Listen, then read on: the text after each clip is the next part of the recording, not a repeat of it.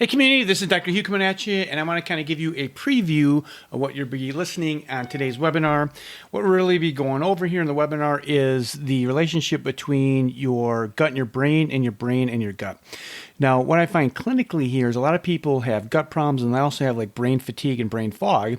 And then I'll ask them, well, have you had any concussions? And everyone generally says no, unless it's really bad. Well, what the research shows is you don't have to have severe concussions. You need to have basically mild impacts on your brain. So what would that look like? That would look like getting in motor vehicle accidents, getting whiplash, playing football, playing soccer, even falling on the ice when you were a teenager. So all these events go back to when you're very, very small, and in present time, they could be bothering you. Now, your brain is intimately connected to your gut. So what the research shows, if you have a bad brain, you're going to have a bad gut. So you want to address your brain is very critical for gut health. So in this webinar, I lay out all the research.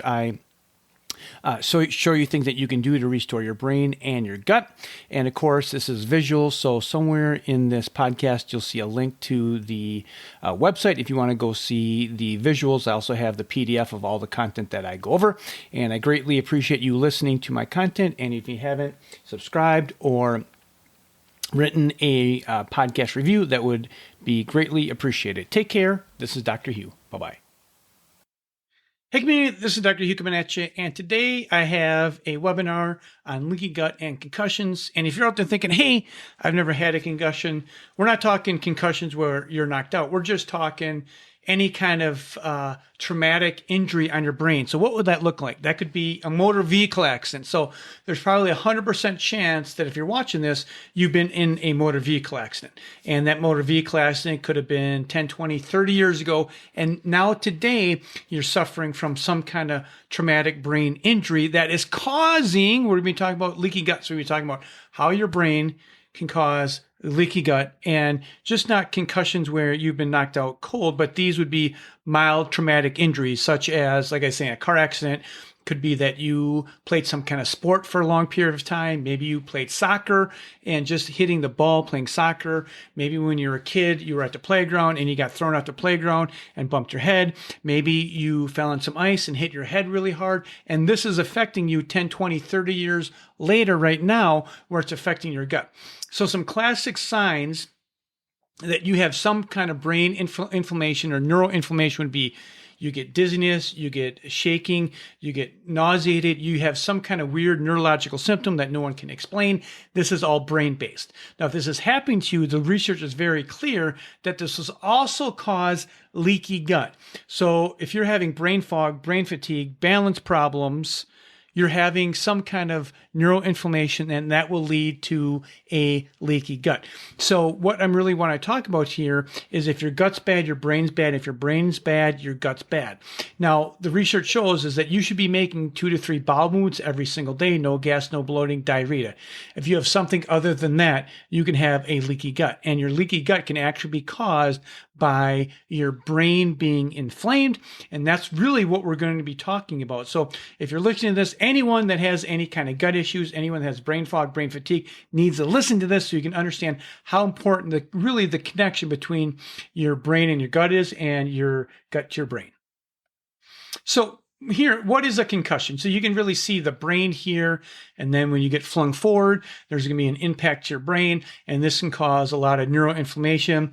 The fancy word for this is called dysautonomia. So if you're out there watching this video, you can take a picture of this QR code, and this will go right to my content on dysautonomia, which is right in here, or this is my website. You can just type in dysautonomia, and I have lots and lots of content on dysautonomia, which is basically anything that any kind of neurological problems that no one has been able to explain is dysautonomia.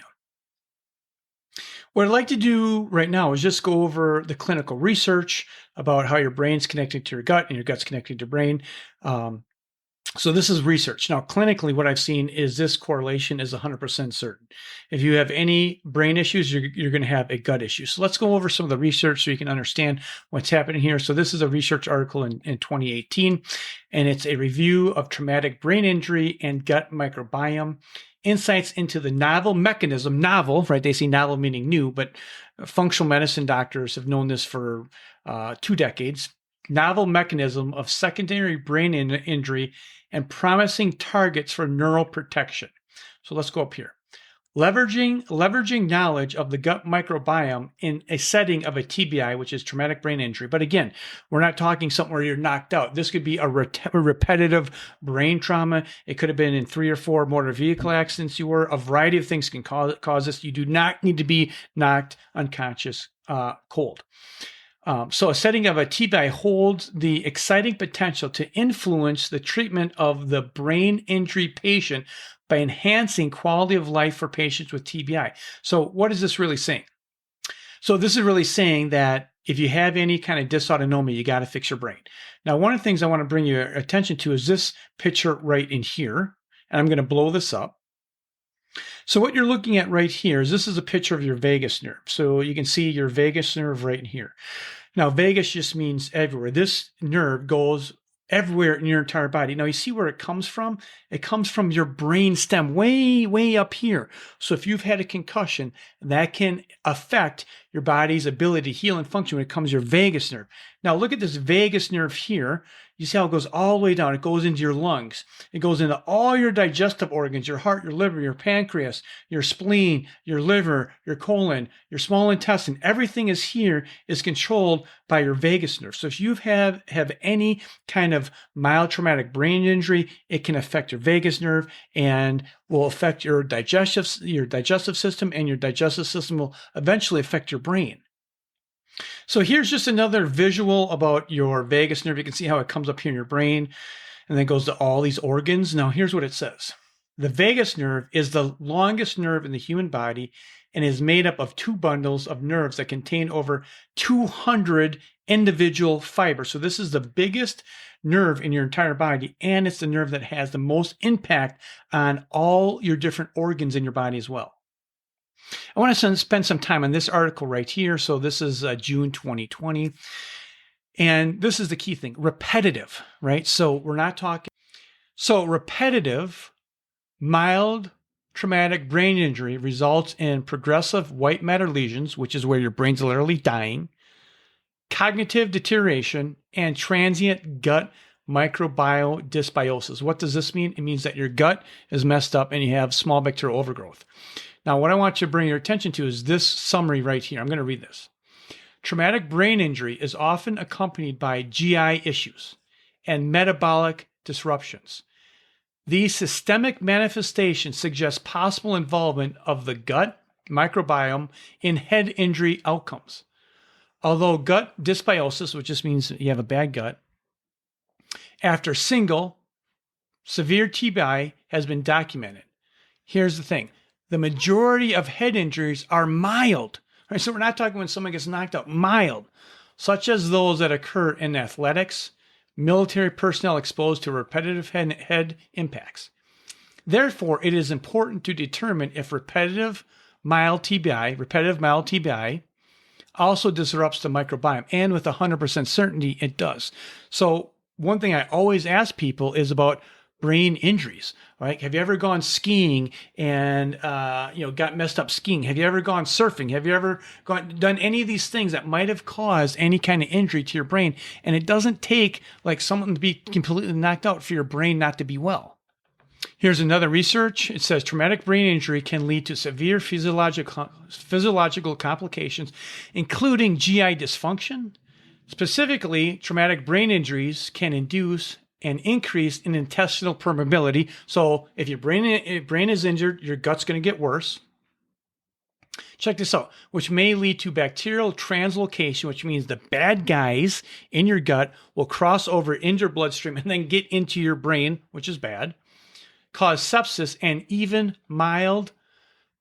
multiple system organ failure. All right, this is all through the gut. So if you want more information about the gut, you can go to my website and just click gut. I have all this content in here. Or you can take a picture of this QR code and we'll send you to this content. Okay, what I want to show you right now is what your gut actually looks like under a microscope. So when we talk about your gut, we're talking your your small intestine. Your small intestine is basically 36 feet, and it's only one cell thick. So imagine that between the outside and the inside, it's only one cell thick. Now, if you cut your finger, you have to go through like 10,000 skin cells before you hit blood. That's not how it works in the gut. So you can see right in here, this is the blood flow right in here. This is your bloodstream, right? And then here we have your gut. Now, right in here, we have, it's one cell thick. So you can see in here, this is basically, it's one cell thick, right? And then on top of this, look at what we have right here. This is what we call the mucus layer. This is very, very critical. It's like your tongue. If you ever had, if you've ever had not enough saliva on your tongue, it's very, very comfortable. So in a normal, healthy gut, what there is there's mucus. There's saliva on top of these things right here, which are called your microvilli. And then between that, you can see this right in here. I'm actually going to blow this up. Okay, this is better.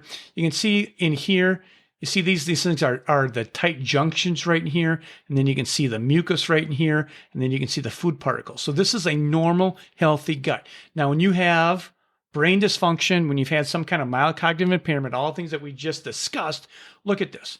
Look at have the saliva. What's happened to the saliva? It's literally gone. So it's like your tongue with no saliva on it. This is what's happening in your gut. And when this happens, this breaks down basically the gut barrier. And when this breaks down, guess what here? We say viruses right in here. Viruses start to move in. Viruses will start to move into your digestive system right in here. These particles, a bunch of nasty things will start to happen. Toxins start to move in. You see that's toxins that start to move in. And then what happens? Then what happens, you see what's happening. You see this is a nice round microvilli. It's solid. When your gut gets so bad, what happens over in here, you see how it splits in half? It's called transcellular. Your cells actually start to literally split in half, and then all this bad stuff can get in your bloodstream and cause a bunch of harm in your body. Now, this right here, this is my final slide. I want to show you this right here. All right, so what you're looking at here is this is actually rats or mice. Okay, now what they've done with the mice is what they've done initially is they force these mice to actually have like concussions, right? So in here, you see this is good, nice healthy microvilli, nice and thick. Now you can see A right here is normal. Right, so these are mice that didn't have any concussions. And then what they've done, this is the microbiome. So this is the same picture as you're looking at right in here. Right, then 6 hours post-concussion, look at what happened to the microvilli. What's happening is it's severely damaged right in here. Damaged. You can see the difference right here. You can see how this looks very similar to what we have going right in here. And this, the normal healthy without any concussions, looks exactly like this. So really what I want you to take away from this webinar is that if you have any traumatic brain injury, this is a significant condition, and this can be contributing to your problems. Now, if you've never had like a proper functional medicine workup, if you've never had a proper functional neurological workup, then you need to reach out and get some help, because you do not need to continue to suffer with your condition. You just need the right skill set from a provider that knows what they're doing. So if you have any questions, feel free to reach out. Take care. This is Dr. Hugh.